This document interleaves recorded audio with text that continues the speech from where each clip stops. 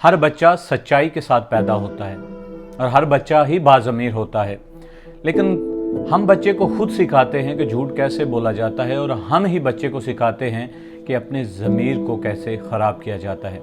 इस कहानी से आपको मुकम्मल तौर पर यकीन हो जाएगा कि हम बच्चे के ज़मीर को बेज़मीर कैसे करते हैं। एक किसान ने सोचा कि वो दूसरे किसानों के खेतों में जाएगा और थोड़ी थोड़ी गंदम चुराएगा और उसके पास गंदम का एक बहुत बड़ा ढेर लग जाएगा और किसी किसान को पता भी नहीं चलेगा। एक रात उसने अपनी छोटी सी बेटी को साथ लिया और गंदम चुराने के लिए खेतों में चला गया। एक जगह पे उसने अपनी बेटी को खड़ा किया और कहा कि बेटी, जब तुम्हें महसूस हो कि कोई तुम्हें देख रहा है तो मुझे फ़ौरन आवाज़ देना। ये किसान गंदम चुराने ही वाला था कि इसकी बेटी ने ज़ोर से आवाज़ लगाई कि बाबा, आपको कोई देख रहा है। किसान दौड़ कर वापस आया। उसने इधर उधर देखा लेकिन कोई भी वहाँ पे मौजूद नहीं था। किसान ने कहा कि बेटी, जब यहाँ पे मौजूद ही नहीं था तो तुमने क्यों मुझे आवाज़ दी? उस छोटी सी बेटी ने कहा कि बाबा, मुझे ऐसे महसूस हो रहा था कि कोई हमें देख रहा है। उसने कहा ठीक है, अब जब आपको ऐसा लगे तो फिर मुझे आवाज़ देना। किसान दोबारा गंदम चुराने ही लगा था कि उसने फिर आवाज़ दी कि बाबा, हमें कोई देख रहा है। वो दौड़कर किसान वापस आया और उसने इधर उधर देखा लेकिन कोई भी यहाँ पे मौजूद नहीं था। किसान को बड़ा गुस्सा आया और उसने चिल्लाकर कहा कि जब यहाँ पर है ही नहीं कोई तो तुम मुझे आवाज़ क्यों दे रही हो, और इस बार अगर तुम्हें कोई ऐसा महसूस हो तो फिर मुझे दोबारा आवाज़ देना। किसान फिर गंदम चुराने के लिए चला गया। जैसे ही वो गंदम चुराने लगा तो उसकी बेटी ने ज़ोर से आवाज़ दी कि बाबा, कोई देख रहा है।